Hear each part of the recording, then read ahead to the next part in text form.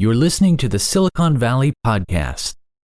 On this week's episode, we sit down with Bob Karr for part 2 of our interview with him, who has for the past 30 years been an active angel investor as well as in business development, founded and grown some of those powerful networking groups in Silicon Valley. His current company, LinkSV, is an online information service providing curated, detailed information on companies here in Silicon Valley. On this week's episode, we continue where we left off, and we talk about what is LinkSV, how can one create a network that leads to being able to access anyone, and advice for people on how to have fun and enjoy life. This and much more on today's episode. And also, we encourage everyone to write a review on iTunes and any other podcast platform to help encourage and share this information. All right, now let's start the show. Enjoy. Welcome to the Silicon Valley Podcast with your host, Sean Flynn, who interviews famous entrepreneurs, venture capitalists, and leaders in tech. Learn their secrets and see tomorrow's world today. These companies that are able to attract these top people to be advisors or on their board, what type of incentives do they normally give them to convince them to do that? Okay, so that kind of varies across the board. And I'm involved in a bunch of these companies. Some companies know that they really want to say thank you with early stock. Okay? And so they're very willing to give shares. There have been some formulas in the past for this. There's always been formulas for board members and for board advisors. And it could be 0.5%, it could be 1%, it could be whatever. From my perspective, given the opportunity and given the person you're bringing in, nothing matters. It's about that situation and that environment. You could have some guidelines. But it does bring me to a situation that I'm concerned about as an investor. We can talk about. Years ago, and again, I'm not exactly an expert on this, but you'll get the flavor. Years ago, companies would create a valuation for their company. And they would say, I want to be an investor. What's your company worth? Well, I think I can justify the company's worth $2 million or $5 million. Well, how do you justify that valuation? Because I've been working this with so many man hours and we have IP going on and all this kind of stuff, okay? So the game changed. Somewhere, I'm not sure when it changed, but I think the lawyers and the VCs changed it. I'd love to hear the inside story, inside baseball on this. So now when I go to look at a company, I'm offered stock in a company on a convertible note, which you're probably familiar with, right? And so because I'm an early investor. Can you go into more detail of what a convertible note is? Now when I'm offered the opportunity to get into a company, it's not like I'm talking to the founder and the founder told me the company's worth $2 million, $5 million, $500,000, whatever. And I know that coming in, I can get a 10% stake in that company. I like that idea because I was early on. Why was I deserving of getting a nice stake in the company? Well, let's think about it. I'm doing all the heavy lifting. I'm coming in at a point in time when they have no customers. They have no IP. They have no co-founders. They have no. It's early stage, right? Okay. That's a big lift. That's when all the heavy risk is. Everything I've been invited to more recently, even the things I'm invited to that are very early on because they've already have a lawyer involved. In some cases not, but basically speaking. The new strategy is, between the lawyers and the VCs, to create a note, an IOU. It's called a convertible note. And so when I make an investment in the company, I'm getting a convertible note. And that note is convertible to a point in time when the A-round investor comes in, and then they set the valuation for the company. It looks like this, because the A-round investor comes in and says exactly what I talked about earlier. Well, tell me why I should invest in the company and put in $10 million or whatever at a $10 million valuation. And you're going to justify how you did all that. And you're going to tell your very best story. And the investors are going to push back everywhere they can because they want to get in at the best possible valuation of the company. And they're going to tell you they have to strike a good valuation because at some point we're going to try to attract the B round investors. And if we came in at $8 a share and we can't make it worth $16 or $20, how can my investors in the A round make money? So unfortunately, even though you're trying to get us to invest at 8, we want it at 4. Well, this happens all day long, right? And this is the story. So I don't know, as the angel investor, I have no idea what the valuation is going to be. So anyway, it's going to be whatever it is. They're going to pound it out. And somewhere between the story that you told as the startup company and the investors that you're trying to get to come in your company, you're going to cave because you need the money. And hopefully you're going to find the right, if you're lucky, you found the right investor or investors, you got the right valuation, and you got a great group of people who are going to help you grow the company. If you're unlucky, you're going to get some investors you're concerned about a little bit. You don't know their track record for the commitment they're going to make. And they struck a deal which is tough for you. So let's suppose it wasn't such a good deal. It wasn't the $8 we were shooting for, it's $4. So my stock is going to be pegged to the $4. And what did I get for all my big risk? You know what they do? They give you a discount. So if they paid $4, then if I'm very early on, I'm one of the first guys in the door, I get a 20% discount. If I came in maybe 6 months later because they raised $300,000, I'm one of the early investors in the $300,000 group, and they raised another $500,000, those people got a 10% discount. So big deal. I got a 20% discount because on day one, I invested in this young company, and they didn't make it, I'm dead. If they did make it, I got a 20% discount for all the heavy lifting that had to go. I don't think that the risk is commensurate with where they want to come in. They're going to come in with a team, with all these things that are happening, and I got a 20% discount to that. I'm not interested. I'll never invest again in a company where I'm invited by some highfalutin, big deal VCs who think that they can, because they're all their importance and all they can do, and I'm lucky to get a discount because to be on that team. Not interested. That's the story. Now, this may be the prevalent way things are going, but I've noticed in my circumstances that I've been able to walk around that a little bit. I'm not going to take that line down. I'm not going to do it. I'm just not interested. Wait, Bob, can you share some stories of companies you may have either mentored or invested in over the years? Well, I've invested in probably 30 companies, and probably way too many in the dot-com era. My very best and most exciting thing, by the way, which is, you could edit out, is that some friends I had back in the early days were so desperate to go back to New Jersey where they came from that his wife was a secretary at a technology company, and the company wasn't worth a nickel at that point in time. And she said, "Bob, could I give you my worthless stock? I just have to get bus fare back to New Jersey." She gave me her stock. I put it in my safe deposit box, and about 8 years later, I got in the mail. I got a check for $67,000 from a company in Japan called Yamaguchi Pharmaceutical. So that's today will always be my biggest hit ever. Okay. So dispensing with all that, I think a couple things that are happening right now are probably worth talking about. So one of them could be a company called Limelight Health. And the founder of that company is a close friend of mine that I've mentored for years. Before he became a technologist, we were good friends, and I was always giving him advice. He was quite a bit younger than me, and so we had lots of conversations. And Jason had a chance to start a company, and that company was focused on, when the Obamacare came in, there was a huge opportunity to having to do with the enrollment, by the way. And so Jason had a lot of close friends that were involved in the 58 counties in California, and so they had a very strong ear of all of the counties to be able to conduct the enrollment because there was a chance to enroll all these people in Obamacare. So he quickly set off to start a company surrounding Obamacare and enrollment. That company pivoted, as companies will pivot to different opportunities.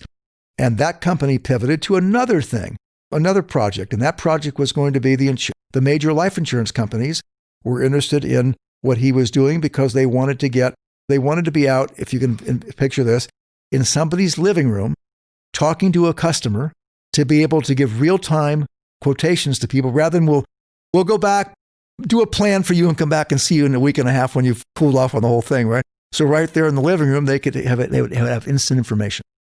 They were on that project. And they were so successful going down this road and learning things along the way that they then went to their final project where they are now, in that they're literally speaking, they have created software to allow companies that are creating quotations to be able, platforms, to be able to build these quotations in a much more ready fashion, but not for the end user, not for the last mile, but to create for these companies to create platforms to be able to put out to their people and so forth. This has been a very successful investment for me. I know already that I had an opportunity to get a 6.5 times my return on this last investment because he said, Bob, if you ever want to get out, I know the current investors would love to buy you out. So I'm very happy with where they're going. I get on a conference call with them probably every 2 months with Jason, where he updates the angel investors about what's going on. I'm not so sure that we have any great contributions anymore to make, but if we do, in that conversation, we're able to talk about stuff that's going on and hear about where they're headed. And I'm very excited about Jason, and I've watched him grow as a first-time CEO and the challenges he's had. And he's had a lot of challenges, certainly in HR, attracting people, moving their facility, just a bunch of stuff. So I've been very excited to watch him grow his company right from the get-go. Another company I'm very, very involved in, and this gets back to my kids. One day my son, by the way, founded a company called Guayaki. We'll talk about that. We're drinking it as we speak. And one day he was paddleboarding up in the Gulf Islands. My son David lives up off of Vancouver in the Gulf Islands on an island called Salt Spring Island. He was out there paddleboarding with a good buddy Isaac. And Isaac was telling him he had to start this company now. It's in his bones. It's ready to go. And he has 2 co-founders, and they've been consultants in the industry for a long time, all about fabric and yarn and all this. And David said, listen, Isaac, I so much believe in you that I'll just, let me help you. So they got off onto land. David wrote him a check for $50,000. He called his little brother, Steven. Steven called me and said, Dad, can we put the other $50,000 in? So Steven and I put the other $50,000 in. That all went in to get their IP. All went in to hire a lawyer to start getting IP to make a trail here. The exciting thing about this company is that Isaac and his 2 founders had great expertise in about yarn and the water conservation. Anyway, so the product they set out to build was a fabric that would replace cotton. Now, as you know, cotton and probably almonds require an enormous amount of water. And so being able to create a product that would create an alternative to cotton was a big deal. Within the first 6 months, Isaac went and made a presentation in New York with 250 other companies and won the whole thing. And they got a grant for $650,000. Pretty impressive. Of course, we're talking to Isaac all the time about what he wants to go do, and we love it, and we're breathing it in all the time. But to hear him get validation for other people that don't know him is a very exciting thing. Then he went to Stockholm, Sweden, and made another presentation, which was had more cachet to it but that had a $250,000 prize. He won that prize. But in that particular presentation, he got the eye of Adidas and Converse and Nike and Levi's, and they just swarmed him. And they loved what he was doing. In fact, when he went to Levi's and he showed this new fabric, and they asked him to stretch it, and because Levi's has stretchable fabric, expandable pants, they couldn't believe it was made without all this DuPont and all this chemicals in it, chemical-free product. And so now, cut to 2 years later, we're working with major manufacturers around the world, so many I can't even tell you, who love what they're doing. And we have big contracts from these companies to supply them. So in this industry, for example, we might be working on a major rollout that Nike is going to be doing in the end of 2021. And the product scale of the suite of products could go from, right now we're working on things for shoes and for whatever, but it could be to clothing, it could be to anything. Once you get into these companies and they like what you're doing, the scalability of the breadth of the product line and the scalability of where it could go is enormous. Now, the exciting part about all this, to let you know it's for real, is that these companies have now contacted all their manufacturing facilities around the world. So they've been introduced to these facilities around the world so that these facilities will organize their manufacturing to be able to handle all this. So we're in Taiwan, we're in Vietnam, we're all over the world. So now we're hand in hand with all this. Now, this product that they're creating this product from is from agricultural waste. It could be pineapple stalks, banana stalks, whatever. It's the waste of agricultural products, which produces a fiber. It's the product of the waste that hits the cutting room floor when people are cutting and building, they're cutting all this manufacturing, all this waste. Because after all, where does all this waste go? It gets bundled up into these packs and it goes into dumps. It goes into landfills. So now we're doing three things. We're taking waste from these companies. They're getting credits for giving us waste. We're taking the waste and we're converting it to product. We're also saving enormous amounts of water because this new product, which is now being produced, and I've seen Isaac walk around in a new suit produced by this, by this new product. So now we're producing a product which doesn't take anywhere near the amount of water. And if you look at the aquifers in California, not only do we have water crisis in California, but a lot of these places are sinking because we're stuck. The agricultural people are getting much more allocation for water because they got to water all the produce, right? And some of the biggest produce, and I'm not an expert in this, but I know enough from learning about this that, the things like almonds and rice take a lot of water. And to take it one step further, Isaac was a featured speaker at a conference at UC Davis, University of California at Davis, on this topic. And now all these rice growers are all excited about converting their land to growing hemp so this is another story. And I think there may be a separate corporation being formed in this regard. So anyway, everything he touches, people have an enormous amount of interest. So going back to remember our earlier conversation about, so what are you going to build and who's going to buy it? I've always been interested in who's your customer. Isaac has turned the table on me. All I'm hearing about are all these incredible stories going on about customers who are really interested. On top of that, there's a huge technology component because he was invited to the Sir Edmund Hillary Foundation, where they take 8 people a year in New Zealand. You may know about this from your travels. Go to this incredible project in New Zealand, and in there, he met an incredible guy who was one of the foremost guys in Bitcoin. And so Isaac always wanted to tag all the product, from the farmer to someone walking into Neiman Marcus to buy that valuable sweater or whatever. Everything needs to be tagged. Well, Bitcoin is the ultimate product for all this, the ultimate solution. So now we're building a technology component to all this, which we think will help us one, save an enormous amount of money, because he was going down that path before Bitcoin, thinking about how you're going to track all this. To one, that's going to save a huge amount of money, but it's also going to give us a technology valuation as we become much more of a technology company, along with now having these incredible companies that we're talking to. So, Isaac's problems are how to scale the company. His problem is we're looking for key people. And now, by the way, we're trying to make sure that we have money in the bank. So that's why I'm involved right now, talking to the A-round investors who want to talk to me. So I was on a conference call only last Monday with the other major. So I'm the largest investor, my 2 boys, but the other second largest investor out of New York. So we're all on the phone talking with this potential investor, which goes unnamed for the moment. But they wanted to know all about what we thought about the company and our experience. They wanted to know what we thought about valuing the company, which really I thought was funny because we're at different positions. And they also wanted to know what we were going to be doing and I said, listen, we've already done our job. We've been helping these people from square one, and we want to do more, but we want to know what you're going to do for the company. Because every venture investor is going to give you capital, but they're also saying, we're the right investor for you because we understand your space, and our people are going to open up lots of doors, right?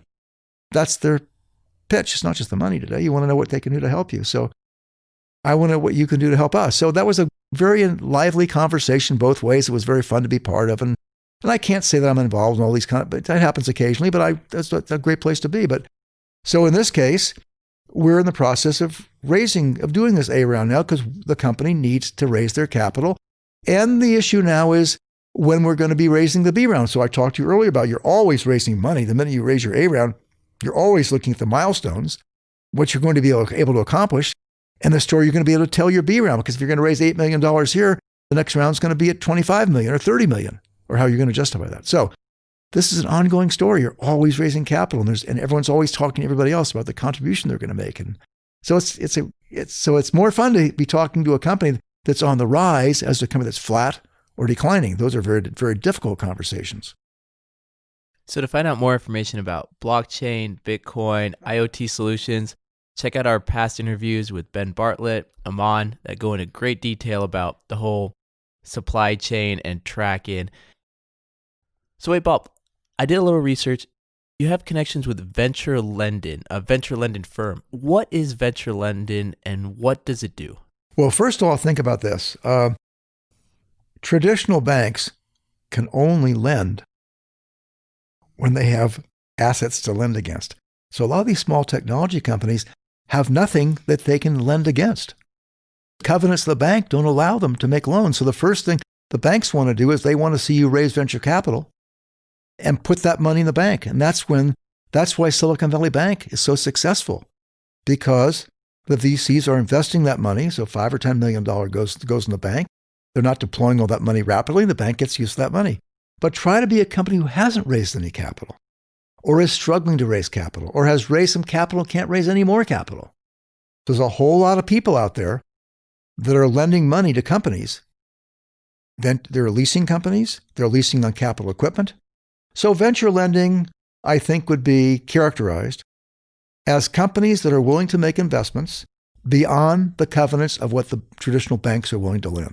So I happen to be an investor, a new investor, by the way, in a company called Costella Kirsch. I really like what they're doing. They've been doing it for 30 years in Silicon Valley. They're not newbies at this. And they're on their 7th fund. Well, that's pretty exciting for me. And the turnover, when I say turnover, the number of companies who have failed, where they actually failed on their covenants, has been under 5%. I mean, it's amazing, because they are investing in companies they believe in. And also, too, by the way, they are standing at the head of the table. So when you're sitting in a very senior position, ahead of the preferred shareholders, you're the first person to be paid a debt. Even if you go out of business, you have some assets. There's something left. You can go. Remember the classic. You may have $2 million of debt and $600,000 of assets. Well, these people are the first one at the door, so they do not get stiffed very often. But in the meantime, they are paying a handsome reward to their investors, much greater than you'd get in a traditional investment. I think the program I'm involved in is going to have about a 16% internal rate of return or something. So that's very good. I'm excited about that. So how can I help them? Who are they looking for? They're looking for these companies that are probably 4 to 5 years old, stalled a little bit, have something there. No, here's the point. The company is willing to pay the high rate of interest, because they're going to pay. What's going to happen is this venture lending company is probably going to write them a check for $1 million, and they're going to pay back $130,000, which is 30% interest, monthly over the course of a 3-year period. We're going to lend them $1 million that they're going to repay over a 3-year period at a rate of 13%. What they're betting is, what the venture lending firm is betting on, and what the borrower is betting on, that they're so excited about the way they're pivoting their company, or about their opportunity, that they are willing to take that high rate of interest. It's not usurious. It's the rate that companies charge to take this kind of a risk. So again, they are looking at lots of companies. Okay, they get referred companies all the time, but they have to step back and be very careful of the companies they're looking at, that the company does have a good opportunity. They don't want to be sitting at the wolf at the door collecting money, collecting bad debts. So they're constantly getting referrals, and they're getting referrals from banks, other VCs, investors, and fortunately, because they're well established, they're getting a nice flow. I'm helping with introductions as well. So I like them because they get a chance to look at good companies with high opportunities, and so that's what's going on. And there's probably a number of companies. I've talked to other companies in the past but they're probably looking for harder assets. In this case, we're looking more at the entrepreneur's vision of what they think they can really do, and we want to hear a good story. Yeah, that's what's going on. And you've also founded many different networking groups in Silicon Valley. What was your inspiration for the first group, and what did you want to accomplish with it? Well, stepping back for a second, in my 35 years in the insurance business, I certainly got a lot of business through the network, through people working together. So I always believed in alliances. And so in those days, my alliances could be with lawyers and accounting firms and whatever, but I always wanted to meet good people that were also calling on the same kind of customers. So I carried that forward. And when I retired from the insurance business and reloaded, whether I was investing in companies or starting LinkSV, I loved to meet other people who had worked really hard to have good clients and good prospects, because I always felt that if somebody was willing to take the risk to introduce you, after all, they're risking their client relationship. So why would they? Well, I think when they do, they get a bigger seat at the table with their customer. Because I can give you a classic story. One of my friends was out visiting a potential corporate client. He was sitting in front of the client, and all of a sudden the guy's on the telephone yelling and screaming on the phone at somebody, and poor George is sitting there waiting for the guy to get off the phone. And when he did, he was upset because the contractor hadn't built out the bathroom in his big executive office correctly. And George said, well, I'm I'm in the real estate business. Our people we design that stuff. We can correct. Anyway, the guy calmed down. He talked to George about it. George had one of his people come out. They solved the problem. And what George conveyed was, which became very much in my mind, that when you're sitting in front of somebody and you're there and they're your client, no matter how well you know them, you're solving that problem. If you can help solve a problem in another area of their business, you're now a trusted advisor. So I've been around the trusted advisor concept for many, many years, and I've talked to many people about it, and people understand it. But you don't take it lightly. It's not like introduce me to all your friends. It's, hey, if I'm doing some things here, and if it looks like we're aligned and I can help you, will you go at risk and introduce me? Well, people do it all the time. They do it one-off. They don't do it in the form of large organizations. Everybody has a good friend. Lawyers get the referrals from people, and they give referrals back. So do accounting firms. Everybody does it on a one-off basis. I'm more interested in doing it in a more organized basis. So, for example, for the Angels Breakfast Club we got started years ago was a group that we did with the VCs. I started a group called Epic. Epic was a group of, this was all service providers in the Silicon Valley, and they were invited by me and by my friends and by other people. At one point, we had 300 people in the group. My objective, of course, was to get people together and also lend a hand to people who were not that well connected, but were good people. And again, I judge people by what's in their heart, what's in their character. They're conscientious. But again, some of these smaller people can't scale well and they don't have resources. So if they can meet other good people and they can then deliver by making alliances with other good people, they can begin to scale as well. So we ran that group for probably 15 years. The reason I fell back a little bit on it was for two reasons. One, it became harder to have meetings at 7:30 in the morning. And over time, that's the failure of groups, because you're trying to get your kids to school and do a lot of other things. And so eventually we moved that to an online venue. So we still have the group running.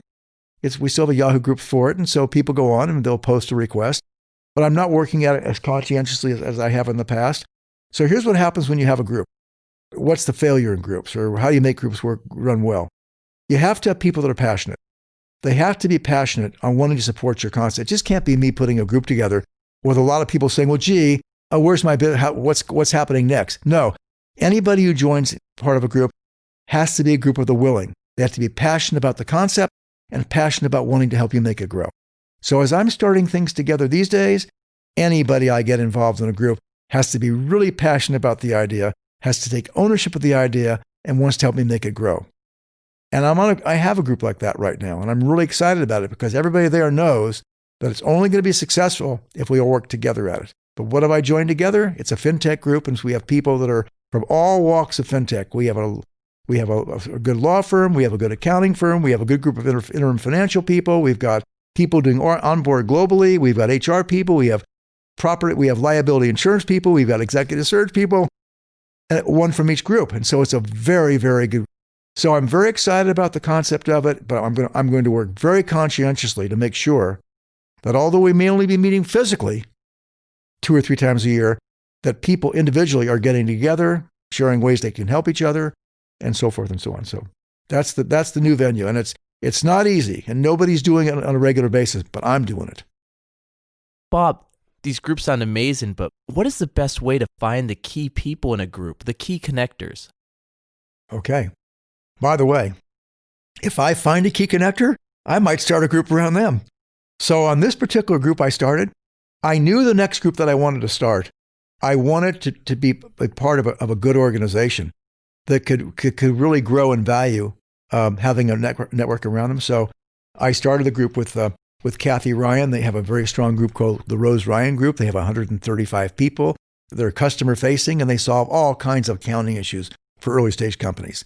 They're one of many organizations that do that in the Valley, but it's a very established category. And certainly the young companies who just raised venture capital or no capital cannot afford to hire a full-time CFO at $200,000 a year or whatever. So every small company engages these kind of firms. So Kathy's got challenges in that regard. You don't become an accountant and get an MBA and learn a lot about networking. So the first person I brought to that lunch, we had at my club at Saratoga, I invited Stephen Wares. A little plug for Stephen. What Stephen's company does is that when companies are going to go abroad, they're hiring a couple people in Germany, the UK, whatever, they have to onboard those people abroad. It's a very difficult process, very complex. Stephen helps these companies with all the issues surrounding the onboarding of these people overseas. He's very good at what he does, extremely good, and he's got a lot of good connections. But more importantly, he's a very engaging guy, and he knows his business upside. He's a real professional. And he comes to the table with a lot of life and a lot of enthusiasm. The minute I even mention it to him, it's a great idea. We got to go do that. So I invited him to lunch with Kathy. So the three of us have co-founded this group. Of course, I'm the catalyst behind it. But the very fact I could engage Stephen and Kathy to be excited about it, then I knew this was going to be a good group, right? So the three of us figured out the kind of people we wanted to invite. Some were Kathy's friends, some were Stephen's friends, and some were my friends. That even made it better. So we all have stake in the game. And all the people who were invited know that if they shouldn't be in the group, we'll just ask them, this is the wrong group for you. So we'll tell you a year from now it's going to work out. But I can tell you I'm most excited about this. I've started 3 other groups, but now I'm going back to the other groups and figuring how we can re-engage them and make them stronger. Because if you can make the group strong and you can have the success where actually through a new introduction, you help somebody solve a problem, now you're a friend for life because their client was happy and Bob, thank you for that introduction. That's what I'm looking for. And that helps you build your network. And think about the importance of all that. It's really cool. So those are magic moments when all of a sudden you're saying thank you for somebody to an introduction that you made to them and they solved a problem for a client. That's a really big deal. It's a big, big deal. Now you have your own company, LinkSV. Can you tell us a little bit about it? Well, you kind of get the gist of what I'm talking about here. I'm really involved with companies. So what I want to do, what I am doing, is I'm tracking currently 15,600 companies in the Silicon Valley that come out of the whole medical device community, the med sector, the biotech sectors, and all the tech sectors. And what we do is we track their boards of directors, their key people, down through director level, and even some outstanding individual contributors, advisory board members. We track their investors, the private equity people, the venture capital people, angel investors, corporate investors. We track also their customers and partners. Well, if you can imagine jumbling it all together and shaking the ball, out comes all these interesting people. So we connect all the dots. How do we connect the dots? Let's suppose a small company is trying to raise their A round of capital. And the CEO or the team is talking to Sequoia Capital. And they're looking for in fact, they were told, until you get a world-class VP of sales and a VP of marketing, come back and see us later, right? Well, wouldn't it be nice to talk to a company who already has had one of these people coming out of a Sequoia company?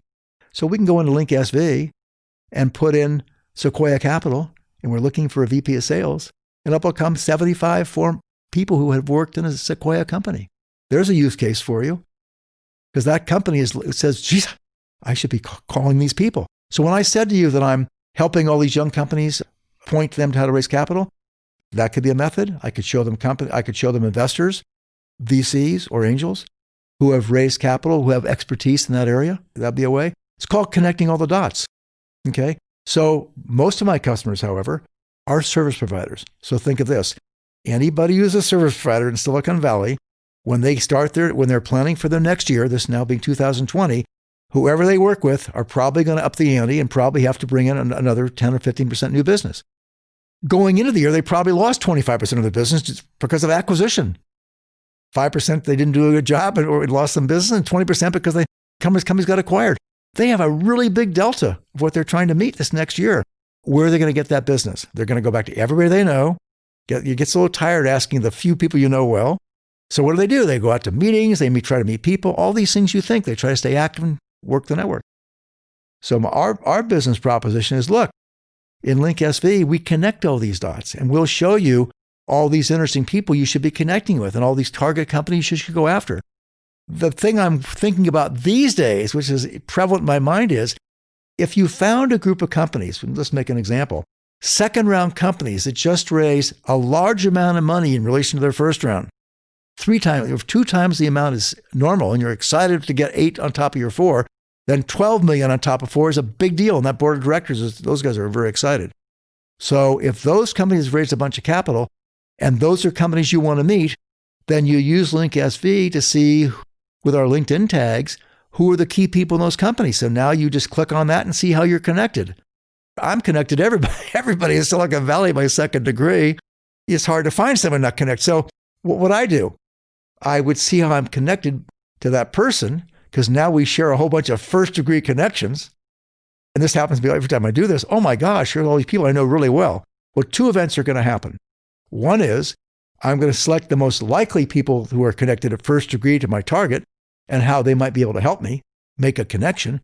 But all these other people are people I haven't talked to for a while. So there's probably a half a dozen people that I should be reconnecting with anyway, not just on behalf on this target company, but for all these other reasons. Now, I've been telling people this for the longest time. I've started to do it in the last week for myself, and I'm having these aha moments of these people I know really well. And the reason I'm doing it is because we just released our version 2. And our version 2 is a big uplift from our version 1. Version 2 means we're now mobile responsive.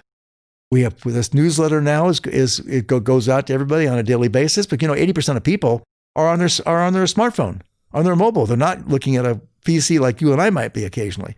I'm married to my PC, but those people are out and about. In a month or so, we're going to put email addresses to every person that comes on that newsletter. How about the fact that you saw this interesting company, you had a connection through a friend, you called your friend and said, by the way, their biggest problem, they're launching a project in the UK, and our focus is, we've done a lot of projects for the UK, something that looks similar. That's a lot better than saying, by the way, could I call on you for business? I think it'd be a fun company to talk to. So I'm thinking about all these things. And so that's our version 2 is very important to us. And we're going to be open source, a lot of things downstream that are going to be valuable to these people. Now, entrepreneur also runs in your family. You have very accomplished sons. Can you talk a little bit about the company that they founded? And also, can you talk about why not a tech company? I need no notes for this conversation. So my boys went to Cal Poly. And when they were there, my son David had a friend who went abroad to Japan for a year. And he came back and told his mom that he wanted to go abroad. Well, his mom, my wife, studied abroad. She studied in Italy. And she went on digs. My wife's a linguist, and she's been all over the world. And so when she heard that David wanted to go abroad, she couldn't wait to help him on that. So David applied, and he took a year off, and he went abroad to France for a year. Then he stayed for another year, and he spent time in Germany and Spain. And then his little brother wanted to go abroad. So his little brother went to France and Spain. So both my kids had 2 years abroad. When they came back, speaking fluent French and particularly speaking Spanish, they're now at Cal Poly. So David one day was at Cal Poly at the wandering around at the Thursday night farmers market. And he meets another guy they both had guitars, and they're speaking Spanish and having a good time. And at that time, David was working for a small computer company that one of his buddies had started.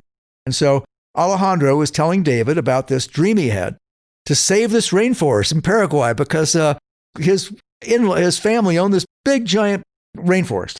And when David heard the story about saving this rainforest, he called us up the next night and said, Mom and Dad, Alex and I are going to start this company, and we're going to do this, but we're going to save this rainforest. And on this rainforest, there's jaguars, and there's 1 million species of birds, and you can't imagine. And we can do all. What are you going to do? Well, we're going to harvest yerba mate. What's yerba mate? Well, first of all, I never even heard of yerba mate. And so this is what we're going to go do. First of all, my son, David, has a lot of leadership skills, and you don't stop him in his tracks. He marches through. And I was very impressed. I loved it when he was younger that he was not influenced by a lot of kids to do what they did. He marched to his own drummer. And so this is what he wanted to do. So he and Alejandro start this company. Their goal was to import yerba mate from this rainforest that the family owned. First thing it involved was to get this yerba mate certified organic. Otherwise, you could not sell it in the States. Now, in South America, all the gauchos drink yerba mate, and they live to 105, but they drink till they can't see straight, and they eat a lot of meat, but they live forever. So they knew there were a lot of qualities, and there are a lot of qualities in yerba mate. Basically, although it looks like tea and acts like tea, if I say tea around my kids, I'm in big trouble. But anyway, they harvest the tea, doesn't touch any processes. It's sun-dried, and it's crushed into small little fiber, small little bits. And eventually it gets into a cup, and the cup is, you add hot water to this cup, and you may have seen people wandering around Silicon Valley or somewhere down in Santa Barbara or in places in Colorado or Berkeley or here in Silicon Valley with a gourd and a bombilla. The gourd is where you drink from the gourd, the bombilla is the straw. And so they came to this nascent market to try and sell mate, yerba mate. And they started out really small. It was just Alejandro and my son David, and David recruited Stephen. My son Stephen had just been accepted to an advanced program at Cal Poly, calls us up and says, Mom and Dad, I got accepted to the specialized closed graphic arts program. We're all excited, high-fiving each other. 2 nights later, he calls us, Mom and Dad, I'm not going to go in the program. I'm going to go with David. Now, David, at that point in time, they had no money. This is a classic story. They had no money. They had a big dream, had no customers, but they were going to do this thing. So the first thing they did was they got Stephen to join the company, and they got a $50,000 grant, or loan, I should say, from the County Bank of San Luis Obispo, who believed in what they were doing, off of the strength of Alejandro senior project that he did for his senior product at Cal Poly. So now we got $50,000. Mom and Dad we put in some money, and they're off and running. And Stephen joins us. So they hunkered down. And I watched these kids. My experience for Silicon Valley, I watched these kids. They ate the cold pizza. They worked together. Nobody was getting paid. Our kids had nothing. In fact, years later, when John's parents died, and we made sure the kids inherited some money rather than just us, Stephen, our son Stephen, had to lend the company $100,000 just to stay in business. In other words, we believed in the company. But Stephen did. He was paid back much later. So anyway, our kids got started. Their initial goal was to take the yerba mate, have it shipped from Paraguay into the port of LA, take it out and get it processed. So they did. In the early days, they found processors. They were processing the tea, the mate, and their earlier customers were buying small amounts. They were selling initially to small stores. So their big break came when Trader Joe's made a $50,000 order. And Trader Joe's has the ability to order large amounts because they can order by region. So they made a big order. So the kids at that point in time decided they had a Volkswagen bus. They had it all painted with mate, Guayaquil on the sides. And their sales were very small. I mean, we watched the company go from $1,000 a year to $20,000 to $100,000, so forth and so on. So very early on, they got this Volkswagen bus. They traveled across the country to a lot of these trade shows. A lot of them were personal trade shows. In fact, I went on a 6-week in their Volkswagen van, bus, if you would, and we traveled the country. But then they got the eye of Whole Foods. And so what happened with Whole Foods was they asked them to come down to Austin, Texas, where Whole Foods was headquartered. And they did. Whole Foods loved what and that's that point in time when I flew and I met them, we traveled. But so Whole Foods liked what they did. And so all of a sudden, Whole Foods took an interest in what they were doing. They were starting to get into company markets. So we watched the company grow from 2 million to 4 million. Along the way they were growing, we were getting more of a penetration, basically off the backbone of, I'd say, Trader Joe's and Whole Foods. And so what happens in this business is you try to get the attention of distributors. So very early on, the kids were down at the Anaheim trade show where everybody goes to show their wares. You're back in building number 5 in the bottom floor in the basement with a little card table with a little tablecloth across it, and people come by and you're hoping to attract somebody's attention. So David had the idea, forget all this, we'll get 7 great companies together and we'll have 7 tables. So all of a sudden these kids were getting more notice. They go to trade shows, and basically they got Sambazon was part of that group that has become very well known, and 3 or 4 other companies that were well known. One of the companies got acquired for a lot of money, a hemp company. And so the company was getting more attention. And as they grew, then they got a distributor. And the first distributor they got was a company called Mountain Peoples, which is a big deal to get Mountain Peoples. Because what would happen is distributors would say, well, why should we carry you on? Who knows about your product? They didn't want to do any heavy lifting. They just wanted to, they wanted to place the product because people were asking for it, right? They learned that very hard question. So they learned very early on. They had to be able to create their own demand. So that's why they went around their Volkswagen bus and created demand and got Whole Foods, did all these things. And they continued to create demand.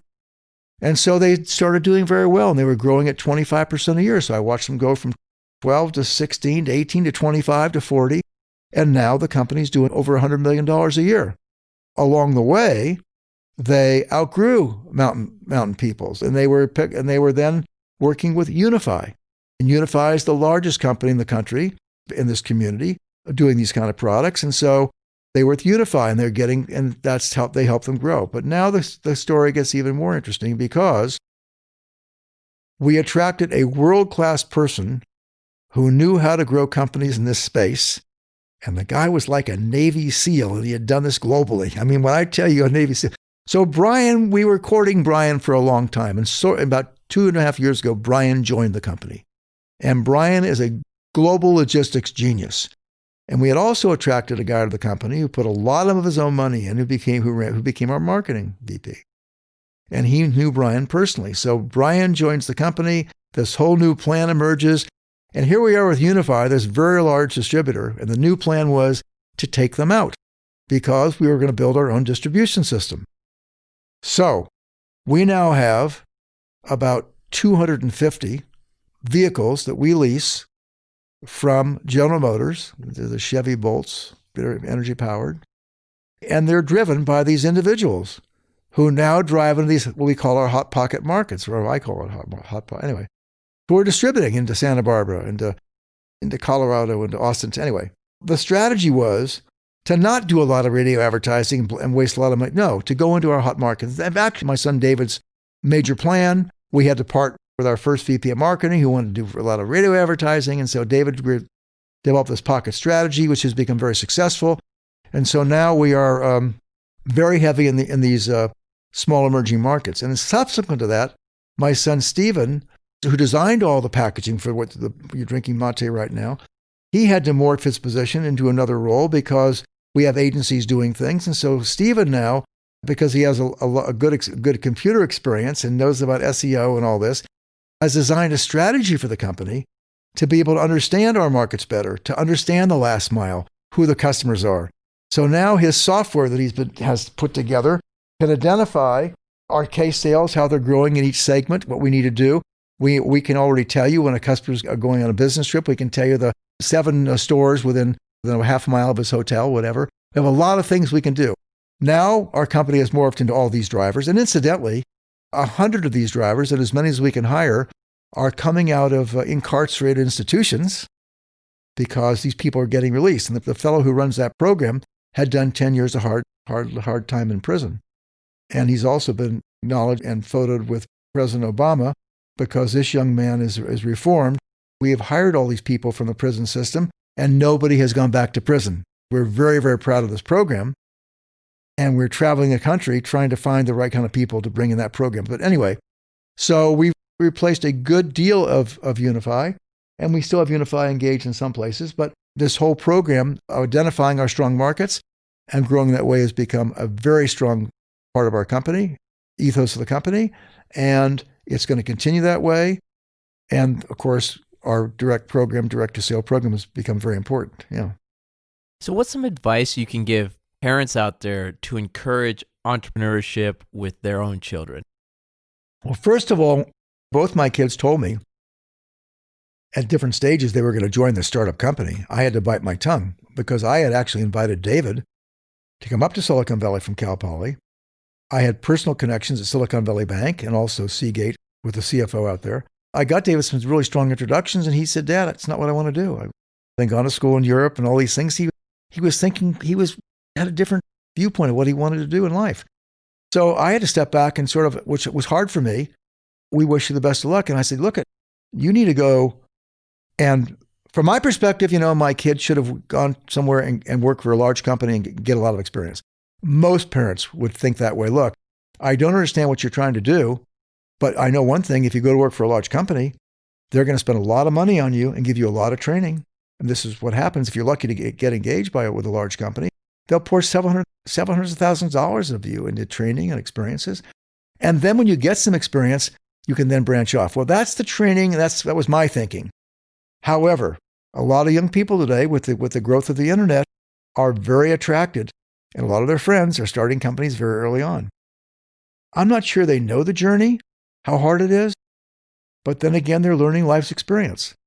I like to tell them, because I helped the Haas School at Berkeley, and I talk to a lot of these young people, that if you go to work for a company, that you may get a chance to work in an environment where you're talking to a lot of customers to make all these customer relationships. You have some visibility, and you learn a lot.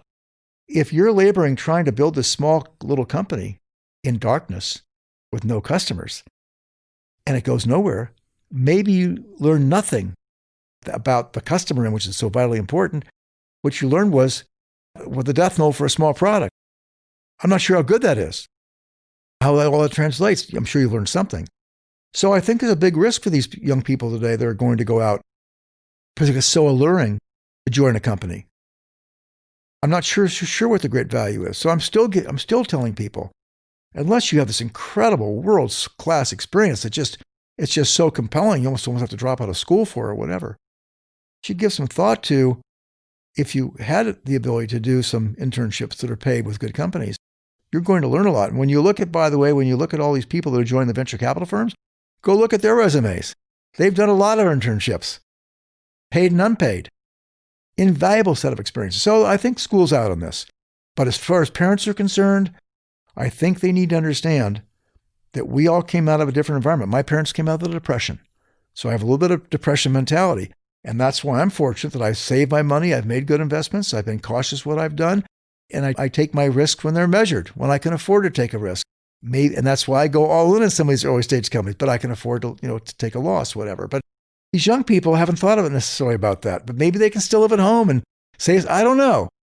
But there's a lot of risk involved. So parents, they have to be pretty careful. Can't be too judgmental, because their kids aren't going to do what they tell them to do anyway. The most important things parents can do anyway is have a strong relationship with their kids. The most important thing that kids can have, young people can have, a strong relationship with their parents, because their parents are really going to be their best friend. Because now they're somewhere between 18 and 25 years old, and they don't have a lot of life experience, and they need to know how to get car insurance and how to do this and how to pay bills. And their parents are the ones who may not be able to pay for it all, but can certainly give them good advice. So I think it's really important for parents and their kids to have really good relationships. The kids may not understand their parents and call them a bunch of old whatevers, and the parents may not understand the kids. But they're the strongest relationships they can ever have, and keep those bonds going. And if they're lucky, their parents may be in business or be in environments where they do understand and they can be helpful and maybe make an introduction or two, but don't count on it. So for the kids, they need to, just like they chose their classes in school, they're like good professors, or they had their friends they really like, they need to choose their friends in business very carefully as they go forward. It's all about time. All we have in this world is time. In these formative years, if you can invest in these next 5 years, after all, when you're 21 to 26, you can blow that easily on just having a lot of fun. But did you walk away with some good friends and some good relationships? Well, hopefully you did both. Hopefully you were scuba diving, and look at my kids these days are surfing. They go on these great surfing trips twice a year. It's a lifestyle company. They have a lot of friends. My kids right now as we speak, they're up at Tahoe last week. Dave was down in Costa Rica with the kids for a month. I mean, I'm watching my kids really enjoy. It's not about working all the time. So it's a good balance of work and play. Hopefully along the way, in these years between 20 and 30, they've built a lot of strong relationships that are the foundation of what they'll be doing further on. Yeah, that's what I feel. So Bob, you have a ton of energy. Your spirit's uplifted. What advice do you have for people just to have fun in life? I have a lot of thoughts about that. It's about a 6-hour conversation. But I kind of alluded earlier that you need to Save as much money as you can along the way, because somewhere an opportunity is going to come about. And when you're young like this, you can afford to do things that don't cost money. When my kids were hanging out and they were building Guayaquil, I can assure you, they drank a lot of mate, they sat around a big circle, they told stories, and the stuff they didn't spend a lot of money. But they had the most fun they ever had. And other startups will tell you the same thing. Other people will tell you. The most fun they had were the early years and that journey and a lot of the unknowns. But if you think that you need to go to a lot of concerts and spend a lot of money and go to fancy restaurants, you're not cut out for this. So my first suggestion is you got to really enjoy these early years and enjoy things that don't cost money. If you think you have to keep up with the Joneses and wear all the fancy clothes and do all the fancy, it's the wrong place to be. These early years are important for you because at some point, you're going to want to make some investments, either in your own company or somebody else's company. And it takes a little stockpile. That's hard to do right now because there's a lot of things that are tearing at you. You're dating or you're married and you got children, a lot of expenses. Easy for me because I'm financially comfortable to be cavalier about this. Early on, save up. So you're not driving the latest car. Drive a 5-year-old car. In fact, your investors don't want to see you driving those fancy cars anyway. Hunker down. Suck it up a little bit, right? But then again, that's going to help you later on in a big way. So that's important for you. And then you also, it's all about networking. Now, I haven't talked a lot about it directly about this. Everybody you meet today that's successful has been a good networker. So look inward. First of all, you got to learn to be a good communicator. What does that take? You got to be willing to think outside your own skin. How can you help somebody else? Have a good conversation. What's your biggest problem? Good conversations lead to friendships. That leads to, well, how can I help you? And all that tends to build people that you build friendships for a long time to come. And if you think you're ever going to stop networking, you're not. In the dot-com era, when we had the dot-com bomb and every company was at half-mast, the company that survived were the people who knew how to network and networked actively. So you're always raising money or you're always going to be seeking good people. But the first thing you want to be is you want to be the kind of person who's approachable, has a good personality, who is not all about themselves, who's engaging, who's a good listener, who's a good contributor. All that's important. Those are people that you want to get. And ideally, they're also people that have a lot of common sense and a lot of business energy and a lot of good contacts themselves and are doing good things. Boy, if you can gather and those kinds of people into your business network, that's a really important part of what you're going to do downstream. And I love to call somebody who I haven't talked to for a while, but I know they're a good person. Why do you know they're going to talk to me? Because I haven't bothered them for the last year and a half with a bunch of stupid requests. They know if I come with one good thing, they know it's important to me. So these are really important things. And Bob, if anyone wants to find out any more information about LinkSV, what you're working on, what's the best way to go about doing it? First of all, our big thing is this daily newsletter we produce now that tells you who just raised venture capital every day, new companies being formed, who got acquired, all these key people. So sign up for our newsletter. Just go to linksv.com and you can sign up for free, what they call a freemium model. So you have a basic model for free. And if you like what we're doing enough, we might even earn a membership for $50 a month. But basically, on our freemium model, you're going to be able to get our newsletter. So that's pretty cool. And you can also reach me. I'm all published all throughout LinkSV. Yeah. Great. So we'll have all that information in the show notes, where we'll have information on the show and our other episodes. So in this episode, we talked about Shmuel Silverman's episode. We also talked about Ben Bartlett's and blockchain and many others. But I also want to thank Brett Chernow, who was also a guest on Silicon Valley. He made the introduction to Bob Karr that allowed today's interview to happen. So thank you, Bob. Thank you, Shmuel, who introduced me to Brett, and all the other people that have made some amazing connections and really supported this channel. So, Bob, I want to say thank you again for your time today. Well, thank you for doing this. A lot of fun for me. I was probably off track a bit, but it was great to have a nice conversation. So thanks again. Yeah. And also to write a review on iTunes, share on your network, and that encourages us to create great content like this. So once again, Bob, thank you for being on Silicon Valley. Thank you. Thank you for listening to the Silicon Valley Podcast. To access our resources, visit us at thesiliconvalleypodcast.com and follow our host on Twitter, Facebook, and LinkedIn at Sean Flynn SV. This show is for entertainment purposes only and is licensed by the Investors Podcast Network. Before making any decisions, consult a professional.